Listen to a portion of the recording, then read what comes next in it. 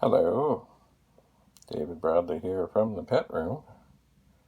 What you're looking at here is, I really don't understand why this would possibly be necessary, but somebody, I guess, was missing a cord. So they decided, or the end got ruined or something, so they decided that they would solder wires directly on to the connector that is a standard power cord in the back of a pet.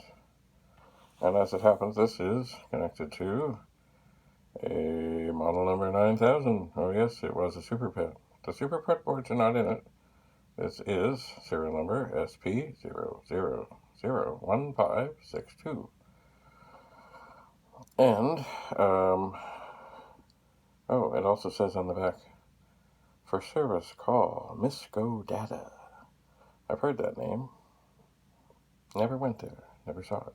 Besides that, it looks like a typical machine. And of course, it is missing the 6502. So does this machine work? I don't know. But the way these wires are here, they're not touching. But if this were to get twisted, they certainly could. So before I do anything, I'm going to make sure that I don't twist these wires before I give this a try. And there's no point right now in giving it a try without a 6502 chip inside. So I guess what I need to do is steal one from somewhere. I'm sure I can find one around. And then go from there and see what's what. So this is a SuperPET with no SuperPET boards in it.